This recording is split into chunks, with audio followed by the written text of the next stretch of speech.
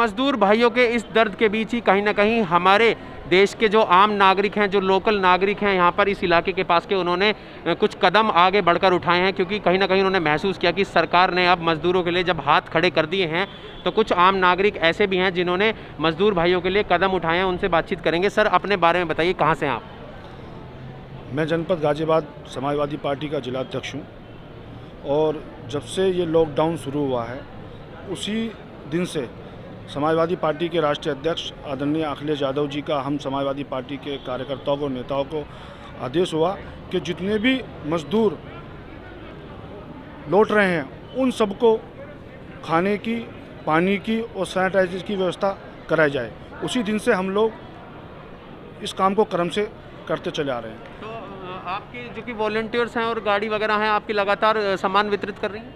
हम लोगों ने पूरे जनपद में हर विधानसभा में 15-15 रसोई चलाने का काम किया है। इसी के साथ साथ जैसे ही मजदूरों का जन समूह आता है और पता लगता है कि यूपी गेट से आ रहे हैं या बॉर्डर से आ रहे हैं या नवादा की तरफ से आ रहे हैं या लोनी की तरफ से आ रहे हैं, तो हम लोगों की 20 गाड़ी ऐसी चल रही हैं जो पता लगते ही उन लोगों के पास पहुंचते हैं। उन्हें खाना, फ्रूटी, पानी, बिस्किट हम लोग मुहैया कराते हैं और उनका हालचाल पूछते हैं और दवाई अगर किसी को चाहिए होती तो हम उसको दवाई की व्यवस्था कराने का काम करते हैं। मगर सबसे दुखद बात एक है कि ये जो लॉकडाउन शुरू हुआ, इस लॉकडाउन शुरू करने से पहले कम से कम केंद्र में बैठी भारतीय जनता पार्टी की सरकार को ये सोच लेना चाहिए था कि इस लॉकडाउन का क्या परिणाम होगा, क्योंकि अगर इसमें थोड़ी सी छूट देकर, चेतावनी देकर लोगों को पहले ही आगाह कर दिया जाता तो जो आज ये जनसैलाब यहाँ पुलों के नीचे, रोडों पर और दुर्घटनाएं इतनी हो रही हैं, लोग पूरी रात चलकर अपने घर पहुंचने का काम कर रहे हैं, लोगों के पैरों में छाले पड़े हैं,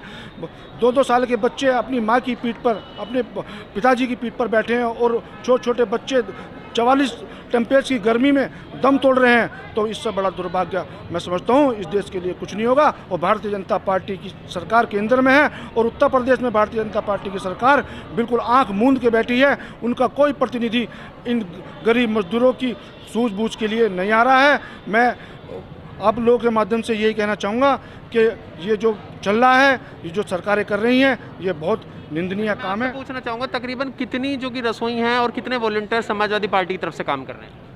पूरे जनपद में गाज़ियाबाद में हम लोगों ने हर विधानसभा में 15-15 रसोई चला रखी हैं और हमारे वॉलंटियर हर विधानसभा में लगे हुए हैं। यहाँ पर कितने दिन से आ रहे हैं आप? हम पिछले जब पहला लॉकडाउन था उस समय भी बहुत लोग, बड़ी संख्या में लोग यूपी से, हरियाणा से और दिल्ली से और राजस्थान से बहुत लोगों ने पलायन किया। उस वक्त से हम लोग यहाँ पर आ रहे हैं। आज यह क्योंकि यूपी सरकार ने कल एक तुगलकी पैगाम लगाया, जारी किया कि यूपी में हम प्रवेश करने नहीं दिया जाएगा। तो आज हज़ारों की संख्या में लोग यूपी बॉर्डर, दिल्ली बॉर्डर पे फंस गए हैं मजदूर, और बहुत सारे मजदूरों को वहाँ पर बंधक बनाकर स्कूलों और रामलीला ग्राउंड में रखा गया है गाज़ियाबाद जनपद। जब आपने महसूस किया कि जो कि केंद्र सरकार है और राज्य सरकार है, दोनों ने ही मजदूरों के लिए अपने हाथ खड़े कर दिए, तब आपने ऐसा महसूस किया, तब आपने ये कदम उठाया, या कहीं ना कहीं अगर सरकार करती रहती तब भी आप करते? मतलब कि मैं चाहता हूँ धारणा क्या है इसके पीछे?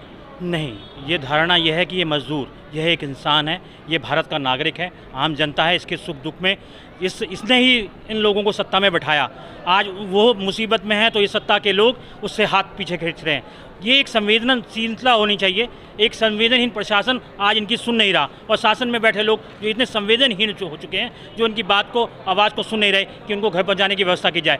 हम लोगों को महसूस हुआ इनका दर्द, इनकी पीड़ा, कि ये छोटे बच्चों को लेकर परिवार सहित ये पैदल ही, कोई व्यवस्था नहीं है इनके लिए जाने के लिए, पैदल ही जा रहे हैं और उनको उसमें से भी जाने नहीं दिया जा रहा प्रशासन द्वारा, और शासन द्वारा रोका जा रहा है, जबकि उस सरकार को व्यवस्था करनी चाहिए थी इनके जाने के लिए, लेकिन वो भी नहीं कर पा रही। उसके बाद में हम लोगों को महसूस हुआ कब तक आप जो कि ये सामग्री का वितरण है, इन लोगों की मदद है, कब तक आप करते रहेंगे? जब तक ये है लॉकडाउन पूरा नहीं होगा, जब तक ये मजदूर सड़कों पर रहेगा, तब तक हम और हमारी समाजवादी पार्टी इसको पूरा करती रहेगी, हमेशा दिन रात लगकर, जब तक ये रहेगा सड़कों पर रहेंगे लोग। तो ये थे समाजवादी पार्टी के कुछ कार्यकर्ता जिन्होंने कहा कि वो लगातार मजदूर भाइयों की मदद कर रहे हैं, और कहीं ना कहीं जब उन्होंने ऐसा महसूस किया कि सरकार इन भाइयों के लिए, मजदूर नागरिकों के लिए कुछ नहीं कर रही है, तो समाजवादी पार्टी और अन्य ऐसी कई तमाम जो संस्थाएं हैं वो सामने उभर कर आई हैं।